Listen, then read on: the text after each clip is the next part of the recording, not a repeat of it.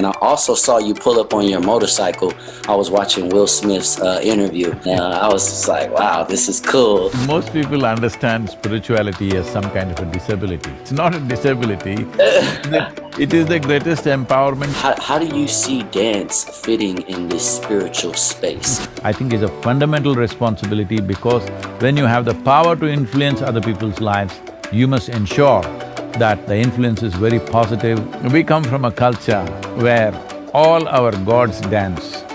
It's the exuberance of life, finding expression is dance. Well, thank you so much for your time. It is a pleasure to be able to speak with you.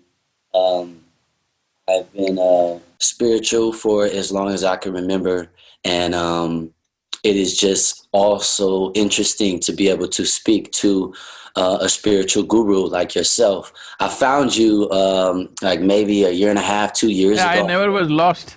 I never was lost. How could you find me?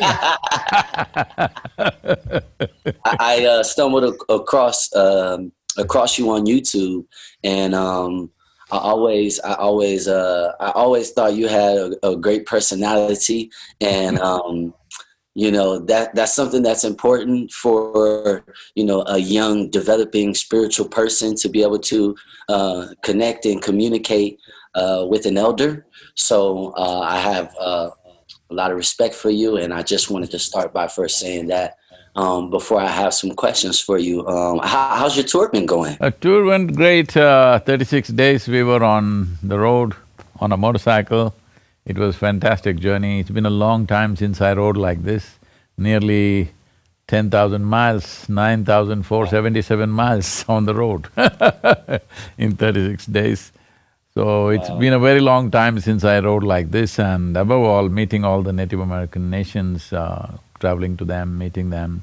Well, it was a bit restricted because of the virus situation, but otherwise still we got to meet many people. And we are in the process of, you know, the most important thing is I want to make sure they're visible in the world. Unfortunately, they've become invisible. It was a major culture at one time, but, you know, kind of disappeared. We want to put them back on the map, kind of. Yeah, that's amazing. So, what kind of motorcycle do you have?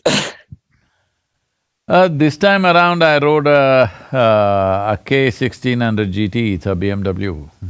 Okay. It's a 1600 touring bike, but it's a sport touring bike, so it's quite nimble. It's not like the big Harleys or Indians, you know, it's not one heap of metal, it's properly designed like a sports bike, but it's a touring bike. So how did you find exploring the Native American culture? Because, you know, in my culture, you know, we always have a thing where it says, you know, you're Indian. See, some part of you, you're Indian. So, you know, that culture is, like you said, not so prevalent where, you know, there's so much information about the different cultures and the different, the variations of Native Americans. So how did you find that experience? See, for most people in the world, their idea of… their image of a Native American person is essentially from a Wild West movie. A bunch of young people on barebacked horses, riding, hollering all the time and shooting at anybody who comes their way. That's a kind of unfortunate image that is there in most of the world, because they have seen these people only on the Wild West movies. But it was also eye-opening for me to realize that there were over 500 nations at one time in North America. Just in the United States, 500 nations. And many of them had well-developed cities, and by choice they lived as hunters-gatherers. But there were cities, a place like Cahokia on the Mississippi banks, east of Mississippi, 1,000 years ago, they had a population of 40,000 people. So 40,000 people doesn't happen in one place unless there is substantial organization, administration, a whole system, all right? So they did all that. To give you a perspective, that 1,000 years ago in London city, there were only 15,000 people. In Cahokia, there were 40,000 people. That is the level of thing that was there. And each one of these nations or tribes have their own language, their own culture, their own spiritual process, their own type of rituals, everything. So unfortunately, this is not known to people because these are oral cultures and it goes from generation to generation, and there's been such a massive dislocation in the last 8–10 generations maybe. In the last 200 years, there's been such a massive dislocation of their culture. So most of it is gone because it's not written down, it's not preserved as it is done in every other culture. This is purely an oral culture. If an elder dies and if the young people don't pick it up, it's like 40,000… it is 40,000 years of history. Somewhere between 20 to 40,000 years ago, they have been here. Since then, there is archaeological proof for that. So, this long a history is just lost. If one generation either dies of disease or war or something else happens, or whichever way it happens, which happened in the last 200 years, and a whole lot of it unfortunately has been lost. But still there are people who are committed to keeping this alive and going. So my effort is to make them visible. People should know there are people like this. Right. Well, that's amazing. There's been a phenomenal response across the world, particularly in India. People had not even heard about these people, and now there is such a big awareness, and we are continuing to release more and more content about that. That's so cool. That's so cool. Yeah. Like I was telling you, from where I'm from in my culture, we always have had a type of respect and admiration, even though a lot of these customs and cultures are hidden. We feel very much so a part of it in a very interesting way, throughout my history. So I thought that was really interesting. And I also saw you pull up on your motorcycle. I was watching Will Smith's interview, and I was just like, wow, this is cool. A yogi, a guru that, I don't know, maybe people imagine that, you don't have certain freedoms in life because being a yogi and a spiritual person is I don't want to say it is a job, because obviously No, most people understand spirituality as some kind of a disability. It's it's not a disability, it is the greatest empowerment that you can have in your life. If it's a disability, I think it should be banned. Anything that disables a human being should be taken away. Why are we talking against drugs, alcohol, all this? Not because we are against pleasure, we are against disability. In some way it'll bring disability, because human empowerment is in our abilities, enhancing our abilities, not in disabling ourselves. So if spirituality is a way of disabling yourself, we must ban the damn thing. Yeah, it's interesting that you say that, because a lot of people here, they view karma, as kind of a type of punishment system. And I want to know, what is really the nature of karma, if you can express it. It's uncanny that you're asking this, because coming February, Random House is publishing a book by me on karma. The title is Karma. Wow, congratulations. It is Yogi's Guide to Freedom. What is karma? See, to put it, I will try to make it very concise. There could be… when you kind of make it that brief, there could be loopholes. If you see the loophole, ask a question, otherwise it's fine. Most definitely. So, the simple thing is this: see, right now you are who you are, including the shape, size, color of your body, everything is because of a certain memory carried within you. Right now, suppose you or me start eating dog's food or cow's food, the body won't get confused, because there is evolutionary memory in this. You give it whatever you want, it only becomes a human being, isn't it? So this is only because of information, memory that is there across the system. Now, if you eat my food, you will get enslaved to me, that's a different matter. okay? I'm a good cook, I'm just threatening you. What you eat? So, if you eat my kind of food, you will not become an Indian, you will still remain an African-American person because there is genetic memory in you, all right? Similarly, there is genetic memory, there is karmic memory, there is conscious and unconscious memories, there is articulate and inarticulate levels of memories. Like this, there are various levels of memory stored within us. Right now, what you call as myself, even the way you sit and stand is because of memory. People think all these things won't work. See, when they're 18, they think they don't want to have anything to do with their parents. You watch them when they're 45, 50, you will walk like your father, you will sit and stand like your father, you even begin to speak like him, you know. Because the genetic memory is inside playing its own this thing. So all this memory makes you who you are. So now the question is, will you use all this memory as a stepping stone for a new possibility, or will you get trapped in this memory? If you get trapped in this memory, then we say, ayo karma. If you stand upon this memory and reach out for a new possibility, then we call this liberation or a liberating process. So this choice everybody has. It is just that most people get trapped in their memory because they get identified with their memories. You know, right now, your identity or anybody's identity is with their memory. Right now, I can say I'm an Indian. From where? It's in my memory. If you wipe out my memory, I don't know whether I'm an Indian or what, isn't it? So everything is in memory. If you identify with your memory, then you get trapped in that memory. If you're not identified with it, if you're conscious and you handle your memory consciously, then karma is a tremendous possibility.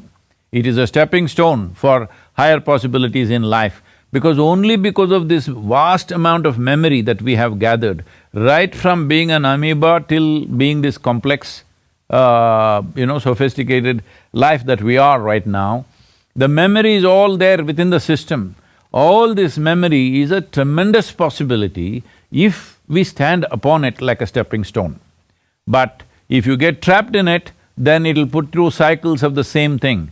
So in India, always it's like this, like in the Indian villages, if you meet somebody, they won't ask you, how are you doing, good morning, all this.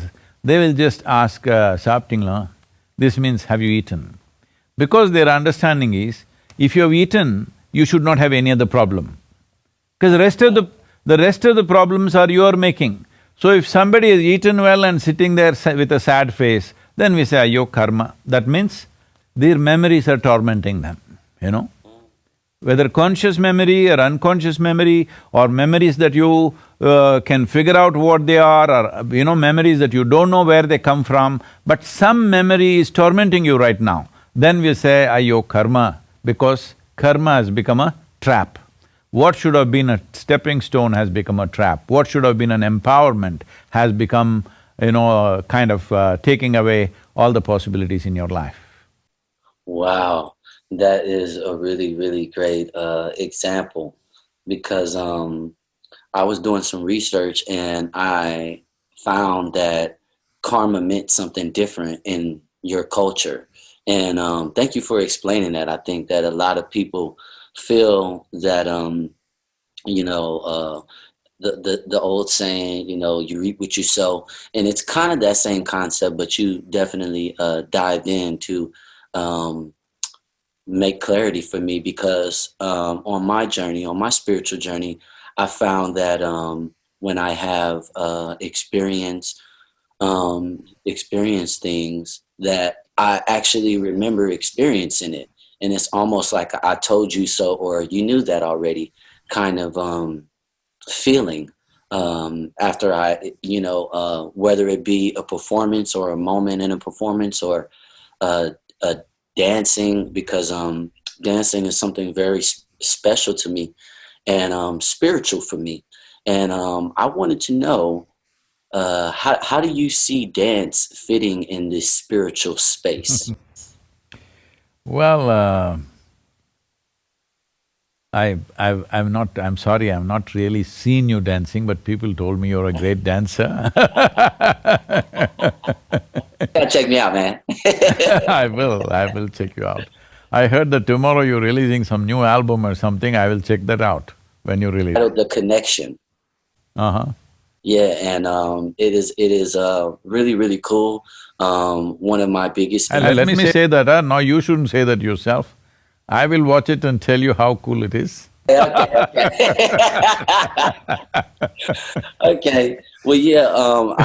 I recently got to travel to Michael Jackson's estate here in the valley. They call it the Havenhurst Jackson Estate, and I thought it was so amazing because the first concert that I ever went to as a child was a Michael Jackson concert, and I also got to shake his hand, and he has influenced my life.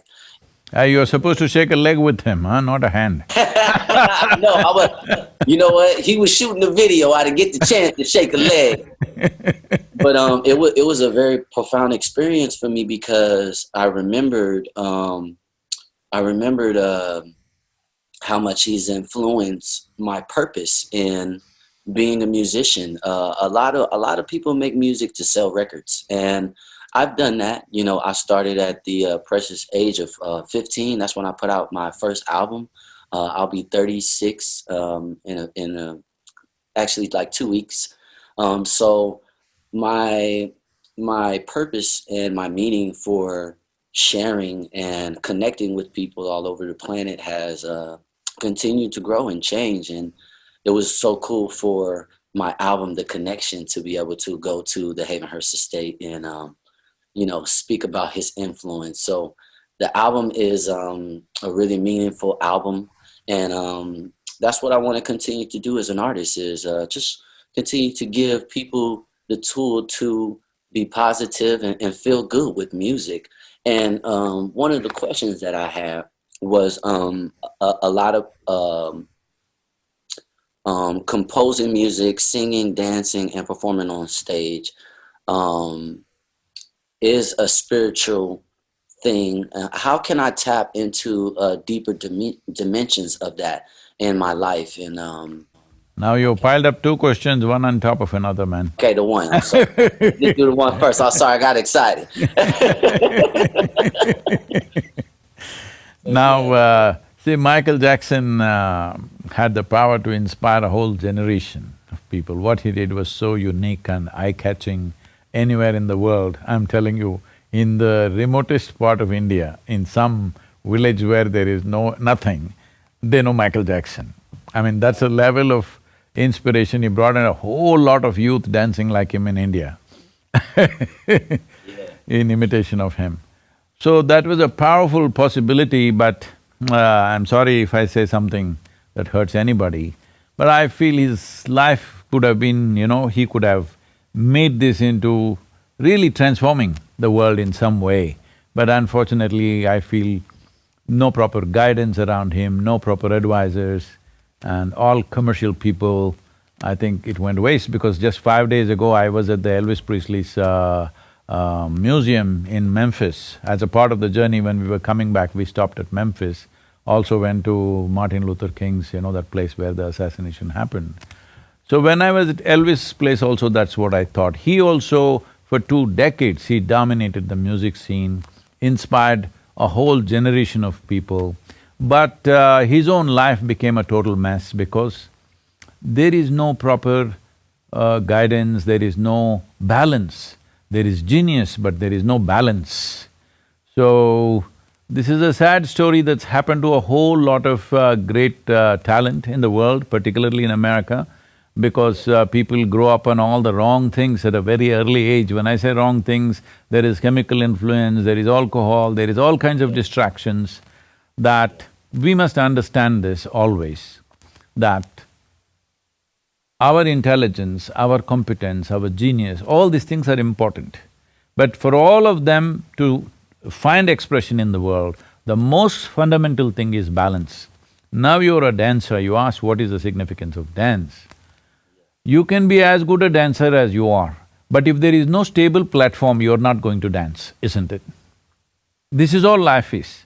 Whatever our dance is, whether we're going to dance on stage or in the office or wherever, in whichever form our dance finds expression, in the world, the most important thing is a stable platform within ourselves, a balance. If this balance is missing, all talent, all competence, all genius, all… whatever exuberant things you have will go waste.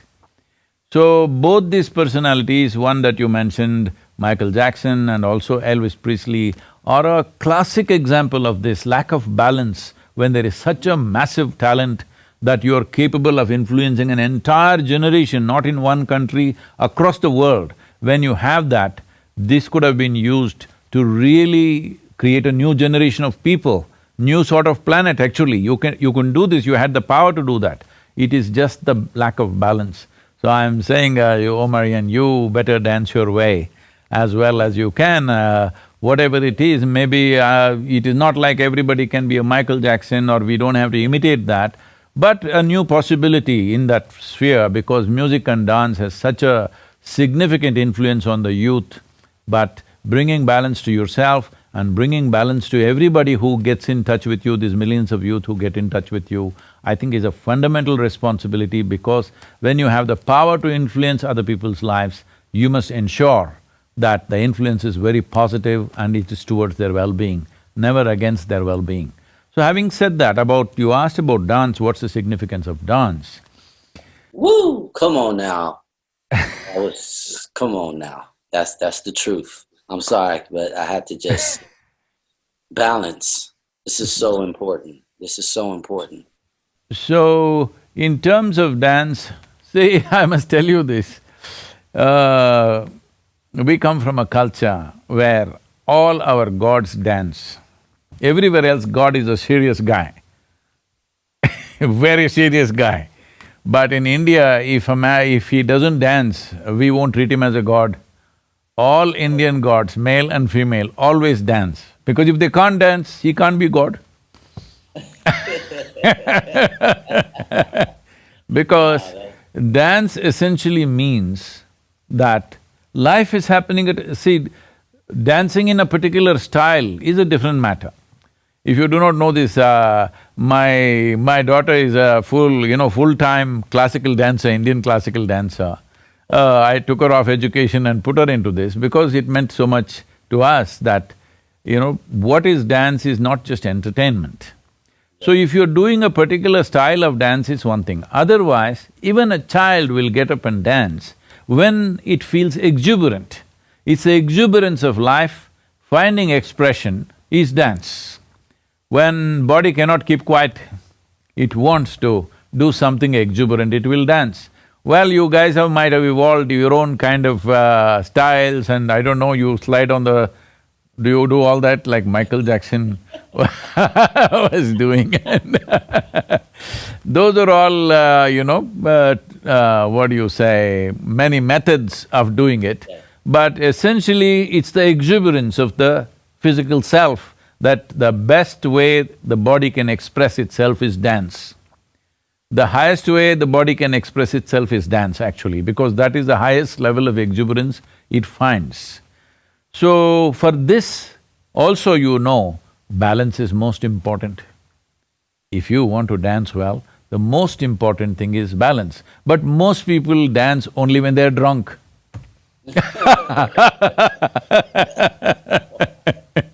We have a night-long festival once a year, nearly 1 million people. Last time, 870,000 people attended this event. And it is telecast nationwide in over 100 channels in India and all this.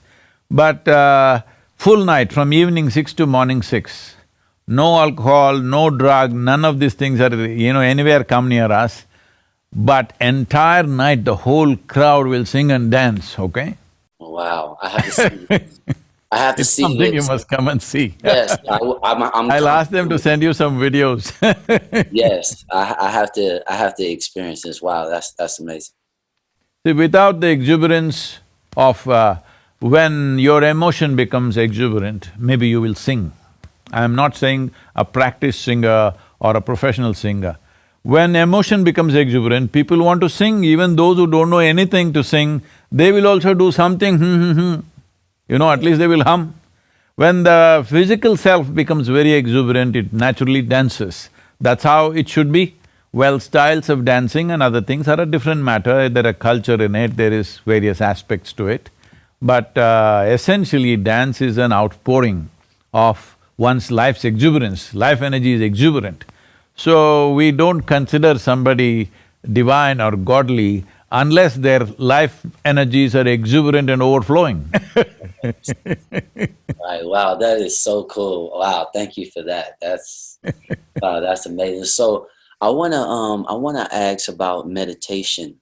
I find that meditation has really helped me explore life and quiet, the noise, and also Om being the first two letters of my name, feeling connected to the Om.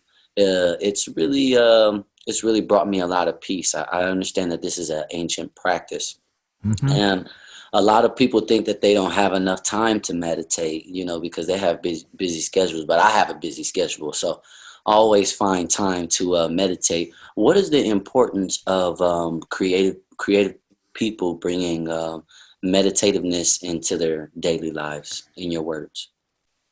See, the English word meditation causes lots of confusion because different people do different things and say it's meditation. If it's in Indian languages, for every aspect there is a specific word describing that, okay?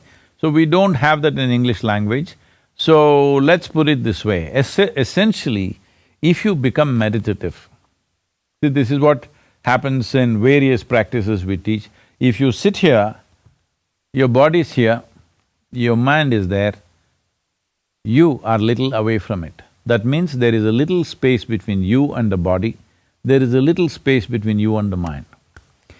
There are only two kinds of sufferings and disturbances in human life: physical suffering and mental suffering. Do you know any other kind of suffering? No. No, these are only two things. So if there is a little space between you and your body and you and your mind, once there is a space, this is the end of suffering. So once there is no fear of suffering, only when there is no fear of suffering, will you walk your life full stride. Otherwise, every step is a half a step, because what will happen is always holding human beings back. If you have an assurance, whatever happens, this is how I will be, if you have this assurance, you would walk your life full stride. So if you want to explore anything fully, in depth, if you want to touch profound dimensions of your life and in turn profound dimensions of activity or impactful activity that you create, see, because in our life there are only two things. When it comes to our experience, profoundness of experience is what we are looking for. When it comes to activity, the impactfulness of our activity is all we are looking for. There's really nothing else.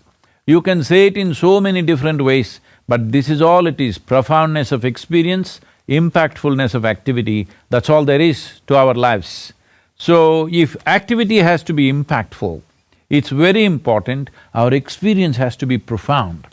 Otherwise, it'll be just little, seasonal impacts may be there, flaky stuff, it'll come and go. That's not the point. If you really want to have impact over people, the most important thing is your experience of life must be profound. At least in that one dimension, it must be profound. Only then you can really cause impact. So investing in that direction, is it waste of time? It's a silly idea to think it's a waste of time. Everybody must invest time to make the experience of life very profound. If you want to make it profound in an unbridled way, the fear of suffering should go. Fear of suffering will go only when you have a little distance between you and body, between you and mind. For this, there is a simple process. For yourself and all your people, you can promote this, it's free of cost, it's available to everybody. It's called Isha Kriya, ISHA Kriya. It's available, Isha Kriya. I'm about to write this down. Go ahead.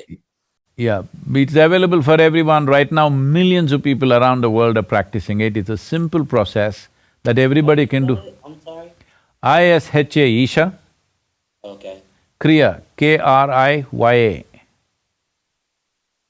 Okay. Yes. This is a simple thing that you can do to bring little distance between yourself and your instruments of work on this planet. The only way you can do anything in this world is because you have a body and you have a mind. If you lose any one of them, you can't do it, all right? Right. People are trying to lose it every Saturday evening, they think they're living, but actually they're trying to lose their body and their mind. Yes. Yes. The reason why they're trying to lose it is, 5 days of the week they've suffered their mind. 2 days they want to drown it in alcohol and preserve it for future. Wow. If you were not suffering your mind, you wouldn't want to intoxicate it, right? Right. Yeah, that's true. If you were really enjoying the nature of your mind, would you want to slow it down? Would you want to turn it off? Everybody is talking about turning off the mind. Why is it such a torture? Because you have not learned to use it. Because the nature of the mind is like this. If I ask you, do you want a sharp mind or a blunt mind, what is your choice? Sharp. Sharp. So Sharp. if I give you a very sharp knife, and if you do not know how to hold it, if you hold the blade side of it, the harder you hold it, the more you will hurt, right? So because you don't know how to handle it, you want to slow it down, you want to put it off, somebody wants to completely destroy it, because you did not learn how to handle it. Because to bring a human being to this level of cerebral capability, it took millions of years of evolution, and now human beings are suffering their evolution, unfortunately. They want to live like grasshoppers. Wow. Wow. Woo. So I'm definitely gonna check out this, and let me make sure I'm saying it right. Ishi Isha. Isha. I-S-H-A, Isha. I-S-H-A Uh-huh. K-R-I-Y-A. Okay. Yeah, thank you for that. Because you're Omarion, there is also Ammeri, it is not to be said as Om, it is Am. It is just three sounds. If you… see, these are not things that you just make up. If you open your mouth and exhale, you will do If you partially close your mouth and exhale, you'll do Oh. If you close your mouth and exhale, you will do If you combine these three in equal proportions, you will do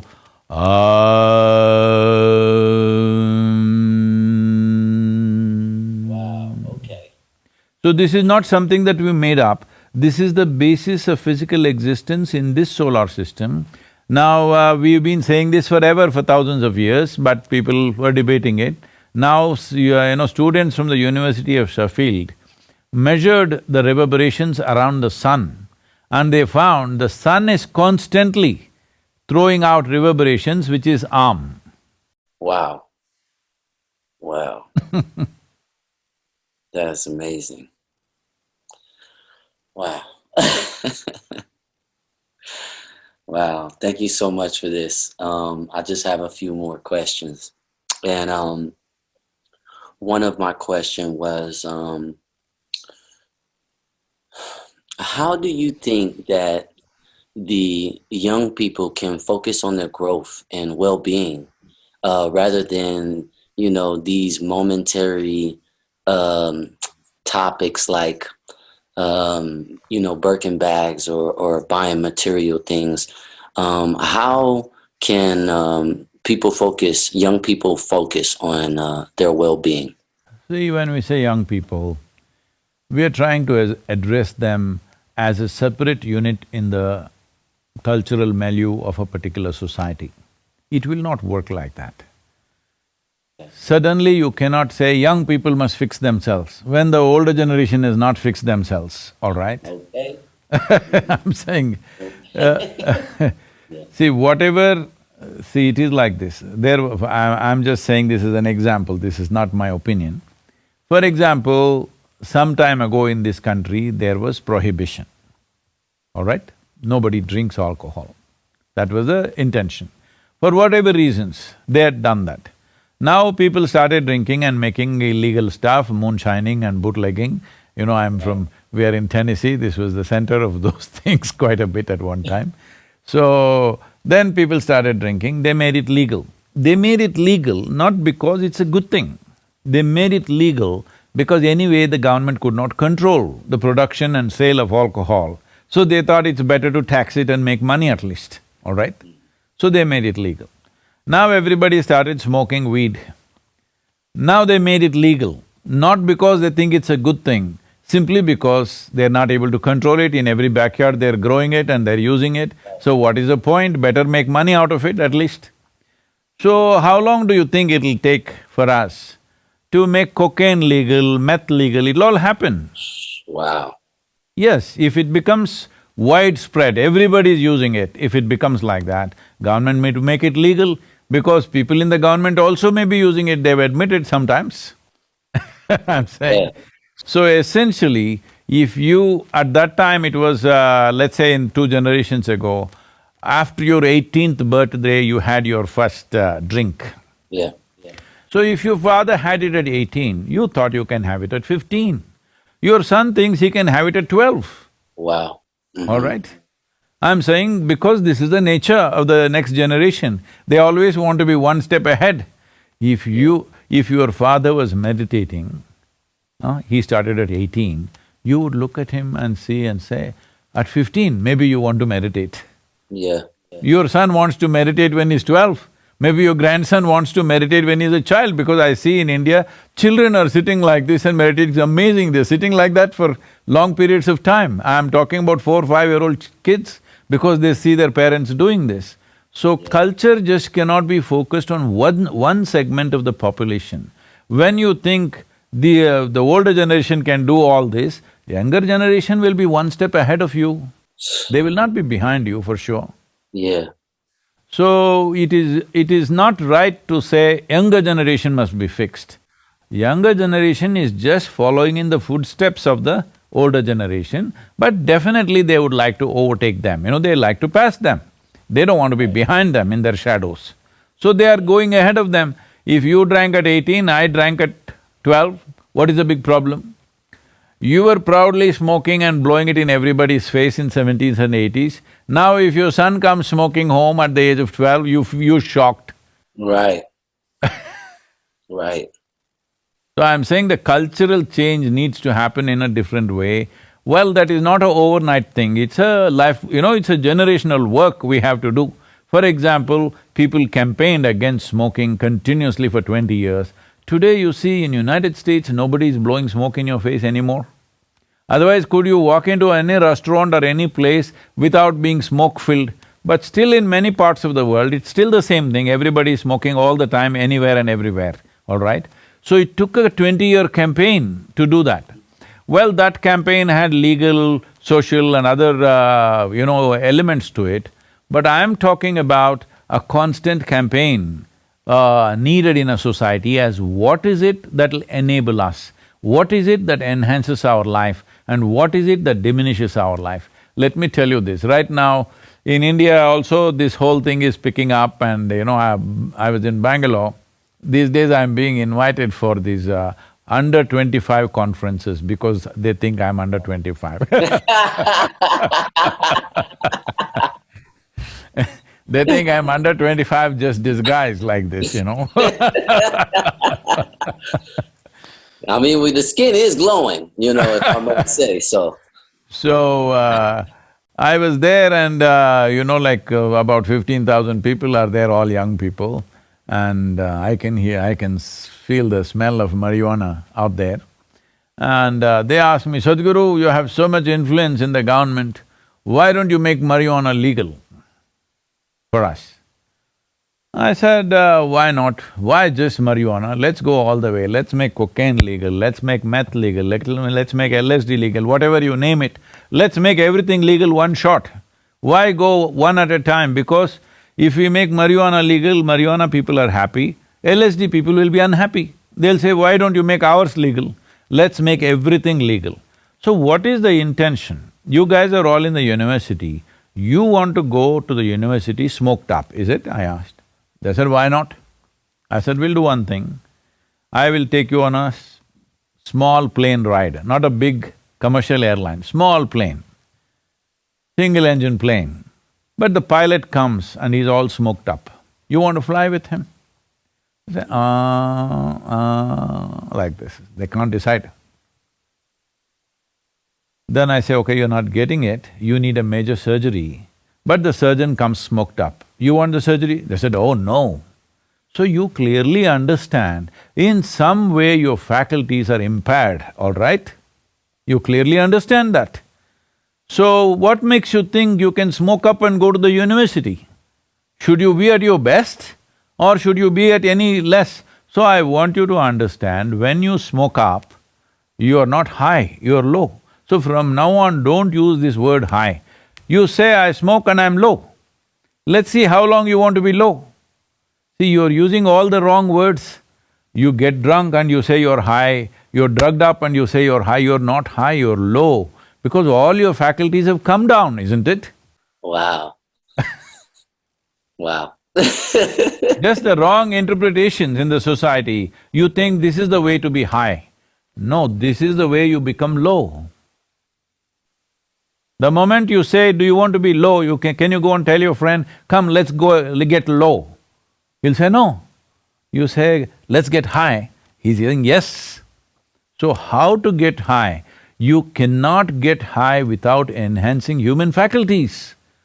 By depreciating human faculties, you do not get high, absolutely, isn't it? Wow. Wow, that's interesting. Yeah. Yeah, okay. You got a bigger knot than me on your head, man.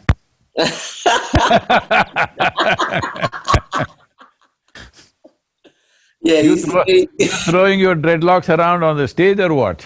Of course. I'm like, hey. Yes, indeed. Okay, yeah. So what can young people in the music industry do to create the kind of music and the kind of life that is? Oh, I'm sorry, I asked that question. I wanted to ask how to inspire user focus. Okay, this is a question that I have. So because the country is so divided now more than ever, and people are finding ways to constantly segregate and divide themselves. Some artists like Bob Marley and MJ talked about the universal love in their music and their message, and you know that music is truly timeless. Can music really be a driving force to bring about this universal love during these crazy times? And what do you think about that? Because that's definitely my intention, is to, you know, remind people throughout this life experience that I feel that, you know, isn't smooth sailing. You know, you have to come into the knowledge of knowing what you want. And I feel like everyone is striving for some type of happiness, but they don't know how to maintain it. How do you think that artists can connect to this purpose? There are various aspects to this. One thing is, initially you asked this question about how a musician can bring about this change. See, it's not necessary, don't even have a concept of a universal love or something, because if everybody on the streets start loving you, if the bugs in the tree start loving you, you'll have a little bit of problem, all right? Right. What we want is that you are able to accept and respect every other life, and even inanimate things, to have that regard and respect for everything, because the soil that you walk upon, the water that you drink, the air that you breathe, the food that you eat, this is what you are, all right? You have not seen any other force creating you, these are the things which are making you happen. So similarly, every other life, to accept them the way they are and to have respect and regard for who they are and whatever they are. They have different purposes, different sort of people, you can't go and do lovey-dovey with everybody, all right? But you can accept and respect them for who they are. That is most important. So in terms of music, I must tell you my experience of music. I grew up in 60s, early 70s, where it's all rock and roll and like this. My parents were steeped in classical music. Indian classical music is something I'll ask Tina or Vinod to send something to you to listen, so that, you know, you just get an idea what I'm talking about. They are steeped in it, but, you know, we are rock and roll. Why I am saying this is, see, the Western music, the way it is, now you're in what, some rhythm, what? I like blues, but they said something about your music, what is this? R&B. R&B. Yeah, Rhythm and blues, is it? Yes. I'm a B.B. King fan, okay? Okay. I know B.B. King. and Magic Slim. I gotta do some research on Magic Slim. So right now, this rhythm, when we were growing up, the rock and roll, though it is quite violent in its expression, Yeah. it gets your body moving. You know, you can't help it, your body rocks with it. So there is a certain type of music which moves your body, which does certain things to you, which brings out certain passions and certain ways of expression. I'm not trying to, I'm not somebody who judges anything in terms of moral values, I'm just saying this is what it does. But it once happened, I was riding, it was the university in Mysore city, I was just riding on my motorcycle and going. Suddenly I heard some very powerful, strange kind of sound that I'd never heard. It kind of got me in the gut, literally in the gut, it just pulled me there. I went there, it was a small amphitheater.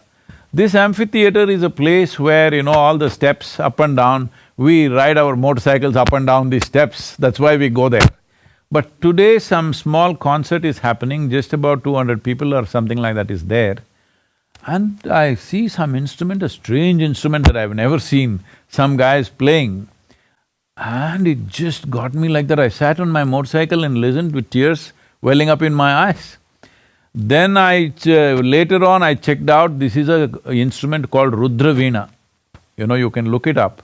It plays very slowly. It's not any rhythm or anything. Like if he strums it once, he will wait for seconds.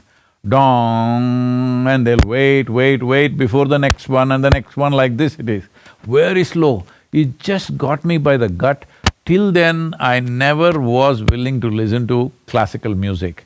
But after this, not by choice, by compulsion, I listen to classical music. Now I am the source of conducting various classical music festivals in India because… Wow, that's cool. Because the impact it has on you is such that it makes you go still.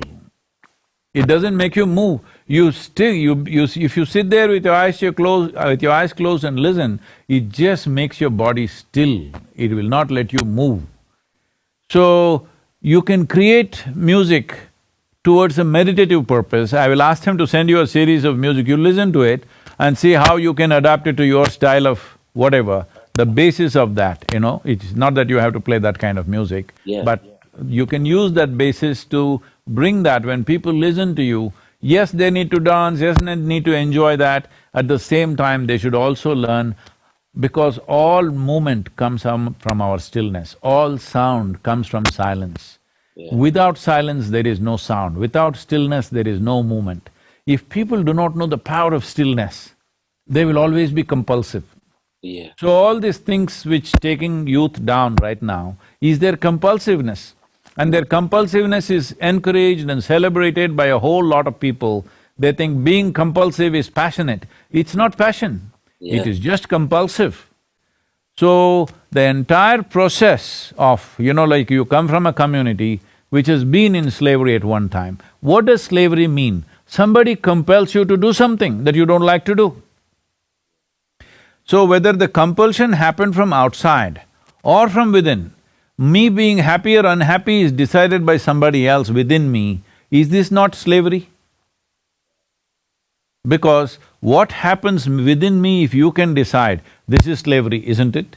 When people decide what should happen around us, that itself is horrible slavery. When what happens within you is determined by just about anything around you, this is the worst kind of slavery. If you do not liberate populations from this slavery, or in other words, if people do not understand human experience blossoms from within us, not from around us. Unless they experience this, being joyful by our own nature, being blissful by our own nature will not happen. Unless that happens, the fear of suffering is what controls and rules the society. That is why everything else in the world, the biggest investment in the world is the gun and the bomb and the works, because fear is the basis of human control right now. Not our joy, not our sense, not our intelligence, not our love, but fear is the basis. If this has to go, the most important thing is Our experience should not be determined by anything else. What happens within me must happen because of me, not because of something else. Thank you so much, Sadhguru. And I really, really appreciate speaking with you. I'm actually writing a book now as well, and it is my experience, in the music industry, and also this spiritual journey that I've embarked on. And it would just be an honor, those bits that you spoke about in reference to dance and what that means, to the body and freeing itself. If I could get like, a foreword or a quote from you, that would I'll do be that. amazing. I'll If do that you, for you, and also I'll ask them to send you the karma book, because the first question you asked is about karma. yes, yes, thank you so much. And I will definitely see the… what is that, tomorrow's launching, is it? What do you call that? Is the Oh, launch? the connection, the Yeah, music. is it… you releasing it tomorrow, okay. Yes, yes, I'm So, releasing where does that. it go? It goes on YouTube, it goes where?